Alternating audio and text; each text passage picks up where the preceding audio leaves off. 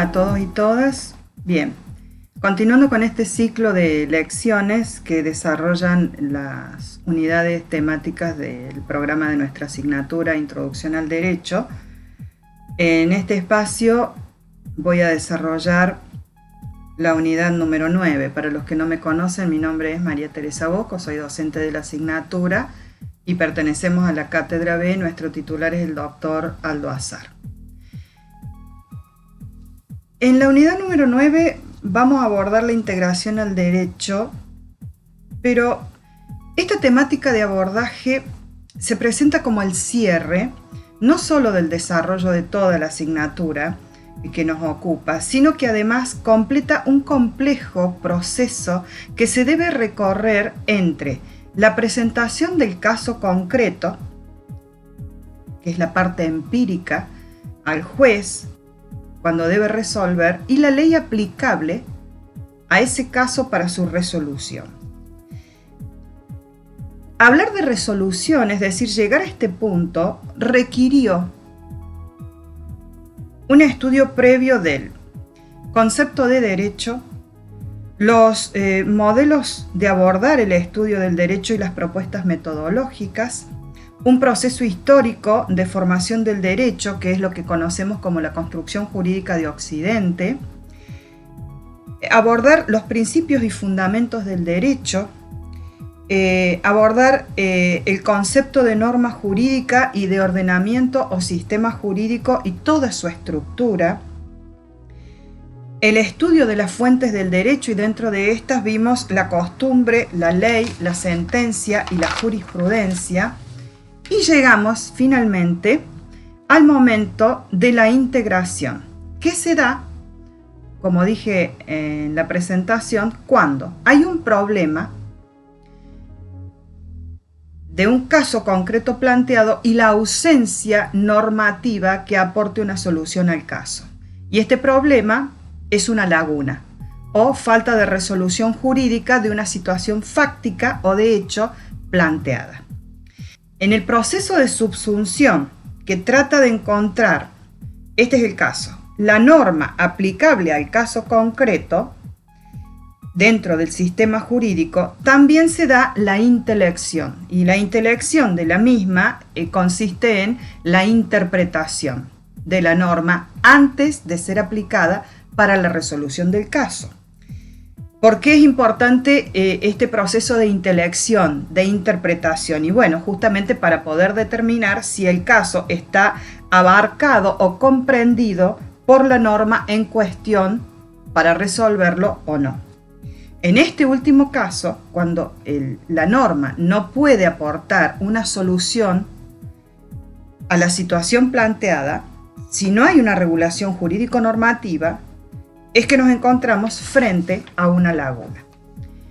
Así, las lagunas de la ley son problemas que se plantean y conflictos no previstos. Entonces nos enfrentamos a situaciones de normas no aplicables porque no aportan la solución requerida para el caso. Y estamos frente a casos rigurosamente originales y no previstos por el derecho, a los que sí o sí debe darse una solución jurídica, aunque éste no se encuentre en el derecho, ya sea en una norma o en todo el sistema, aunque no se encuentre en el derecho escrito o en el derecho consuetudinario, que la solución tampoco la puede aportar la costumbre. Entonces dijimos, esos son los casos de las lagunas. Las lagunas se producen fundamentalmente por 4 causas. Primero, que la ley solo contenga orientaciones jurídicas generales sobre determinados casos concretos. Segundo, que la ley no regule el caso. Tercero, que existan 2 o más leyes con soluciones contradictorias sobre el mismo caso o situación, resultando éstas inaplicables. Y cuarto, que la ley sea inaplicable a causa de sus posibles consecuencias no previstas por el legislador. Por otro lado, las lagunas se clasifican en inmanentes, cuando el ordenamiento jurídico regula un hecho o una situación concreta, pero no otros relacionados con ella. Es decir, no otros hechos o situaciones que estén relacionadas con este que sí está regulado. Y por otro lado, las trascendentes, cuando hay una falta absoluta de regulación del caso planteado. Achurrón y Bulygin, dos filósofos argentinos, distinguen entre las lagunas normativas y las lagunas axiológicas. Entienden que se trata de laguna normativa cuando existe un caso definido en términos de las propiedades que han sido consideradas relevantes por el legislador, al cual no se le ha correlacionado una solución normativa alguna. Es decir, estamos frente a un caso sin solución jurídica. Mientras que las lagunas axiológicas, para Achurrón y Bulygin, se producen cuando, pese a la existencia en el sistema jurídico de una solución para el caso, esa solución es considerada axiológicamente inadecuada, debido a que el legislador no ha tomado como relevante cierta diferencia que debería haber tomado en cuenta. Para entender un poquito más, la axiología es la disciplina filosófica que estudia la naturaleza de los valores y los juicios valorativos. O sea que en las lagunas axiológicas estamos frente a una solución prevista para un caso, pero la misma, o sea, la solución es valorativamente incorrecta o inadecuada. Bien, retomando, entonces habíamos hablado de la clasificación de las lagunas en inmanentes y trascendentes, y para Achurrón y Bulygin entre lagunas normativas y lagunas axiológicas. Además, otras pautas convalidan la existencia de lagunas.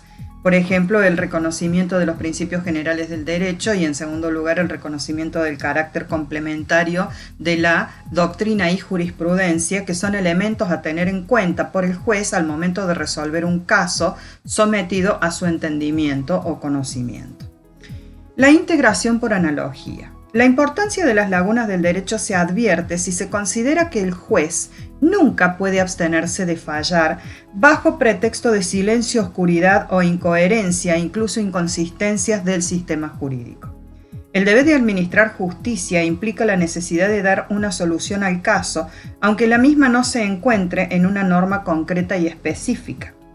La integración por analogía permite, así, atribuir a situaciones parcialmente idénticas, una prevista por la ley y otra no, la solución contemplada en el caso previsto. El fundamento de la analogía es aplicar a un caso no previsto por la ley la solución prevista de otro caso similar, pero no radica en la semejanza de los casos, sino que la solución radica en la razón jurídica que justifica aplicar una misma solución para ambas situaciones. O sea que la razón jurídica es el fundamento de este principio de igualdad sustancial, que se trata de realizar una extensión de la ley por igualdad de fundamento, porque no se puede dejar un caso sin resolver. Para aplicar la solución por analogía se deben dar tres condiciones. Primero, justificar el procedimiento analógico proporcionando razones jurídicas. Esto es muy importante porque el juez en su sentencia siempre debe dar razones de por qué falla en tal o cual sentido. Es decir, por qué resuelve un caso de la manera en que lo resuelve, y en parte no solo es por el mérito del proceso, sino por la norma aplicable. Todo esto va a estar contenido en la parte del considerando de la sentencia, es decir, esta construcción de dar razones. En segundo lugar, tener en cuenta los fines del ordenamiento jurídico. Los fines del ordenamiento jurídico pueden ser explícitos o implícitos. Un fin explícito se encuentra en la exposición de motivo de las leyes o de las reformas, etcétera, etcétera, que hace el mismo cuerpo que da origen a la ley. Los mismos legisladores hacen su exposición de motivo y explican el porqué de esa ley. Pero si las leyes no tienen una exposición de motivos, nosotros podríamos encontrar de manera implícita cuáles son los fines del ordenamiento jurídico argentino, por ejemplo, Yendo al preámbulo de la Constitución Nacional, donde se consagra que la presente ley, esa Constitución, se crea con el objeto de constituir la unión nacional, afianzar la justicia, consolidar la paz interior, proveer a la defensa común, promover el bienestar general y asegurar los beneficios de la libertad.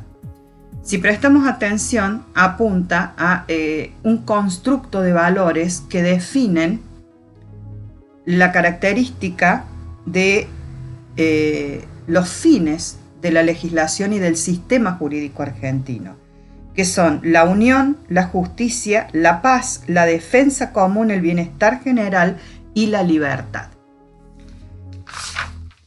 Y en tercer lugar, dijimos que eran 3, realizar un procedimiento lógico para encontrar los efectos aplicables por analogía y una tarea valorativa de los casos previstos y no previstos por la norma. ¿Cómo se establece la semejanza de los casos no previstos? Para determinar el alcance, el carácter y los límites de la semejanza de los casos previstos y los no previstos por la norma, se usan criterios. Estos criterios pueden ser lógicos, de la lógica jurídica, criterios valorativos y criterios teleológicos. Los criterios lógicos permiten determinar los elementos comunes entre los casos previstos y los no previstos por la ley. Estos elementos comunes son para establecer, primero, si puede constituirse un nuevo supuesto de hecho con las características del caso no previsto en razón de las semejanzas del otro caso sí previsto. Segundo, si los efectos entre ambos casos son los mismos. Los otros 2 criterios, el valorativo y el teleológico, responden a una realidad jurídico-social y deben tener en cuenta la finalidad general de la norma a aplicar, los intereses concretos de la misma y la referencia a la idea de justicia y bien común como criterio para buscar los efectos del caso que se resuelve por analogía. Encontramos así 2 tipos de actividad en el procedimiento analógico: la analogía legis y la analogía iuris.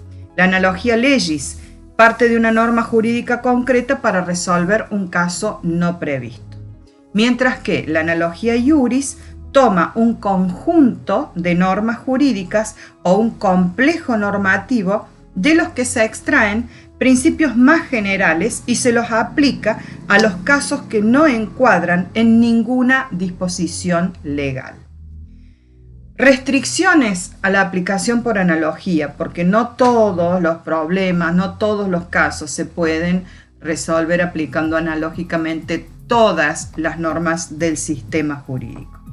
En primer lugar, el derecho penal. Por el principio de legalidad está absolutamente prohibida la aplicación analógica. El principio de legalidad nos habla del principio de tipicidad. Por lo tanto, toda acción que no está descrita o contenida en un tipo penal que conforma el elenco de delitos del Código no es delito. Así, el artículo 18 que consagra nadie puede ser penado sin juicio previo fundado en ley anterior al hecho del proceso. La ley anterior nos habla de la ley que debe estar vigente, estableciendo cuáles son los delitos castigables, los hechos castigables que se elevan a la categoría de delitos. Mientras que si las acciones no están atrapadas o descritas en un tipo penal, considerándolas como delitos, se aplica supletoriamente el artículo 19 de la Constitución, que nos dice: las acciones privadas de los hombres que de ningún modo ofendan al orden y a la moral pública ni perjudiquen a un tercero están solo reservadas a Dios y exentas de la autoridad de los magistrados. Ningún habitante de la nación será obligado a hacer lo que la ley no manda, ni privado de lo que ella no prohíbe. Por ejemplo, en nuestro país hace muchos años que el adulterio ha dejado de ser un delito.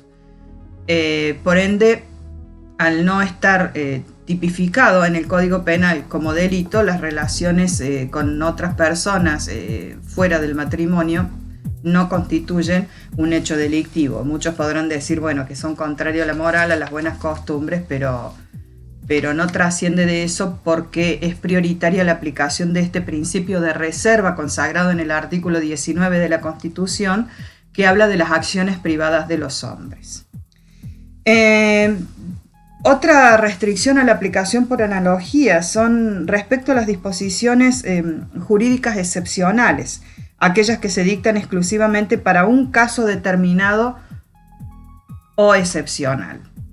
Se me ocurre las leyes provinciales que habilitan a las temporadas de caza o pesca. Y estas no se pueden aplicar analógicamente por otras provincias porque las leyes se remiten a la legislación provincial porque cada provincia tiene sus propias especies de fauna. Entonces, no va a ser la misma época del desove del dorado en el litoral que la preñez o el destete de los jabalíes o ciervos en el sur. Por ende, estas legislaciones que son tan particulares, establecidas para determinados casos, no se pueden aplicar analógicamente de una provincia a otra, porque la protección de la fauna se da en virtud de épocas de preñez, antes del destete, y para las peces, por ejemplo, épocas de desove. Otra de las prohibiciones de la aplicación por analogía es cuando se restringe con las normas que limitan capacidades de las personas o sus derechos subjetivos. Y finalmente, leyes prohibitivas que tampoco admiten su aplicación por analogía. Se me ocurre una ley prohibitiva, es aquella que contempla la situación del privado de libertad, que les restringe el ejercicio de muchos derechos civiles, por ejemplo, civiles y comerciales, como de disposición patrimonial, no pueden comprar ni vender, se les recortan o restringen los derechos sobre sus hijos, no los deberes, así como ciertos derechos civiles, como poder votar. Estas restricciones, estas leyes prohibitivas, tampoco se pueden aplicar analógicamente a otras situaciones que no sean especialmente las previstas para los privados de libertad. No obstante los problemas que hemos planteado y sus posibles soluciones, la aplicación por analogía resulta insuficiente para determinada situación. Entonces, cuando la analogía no alcanza para resolver el problema de las lagunas del derecho, debemos saber que tampoco es el único procedimiento para la búsqueda de nuevas reglas jurídicas.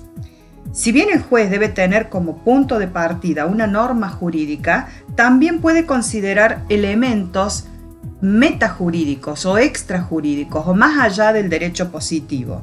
Estos elementos que están por fuera y tal vez por encima del sistema jurídico son fundamentos de principios que responden a otra dimensión.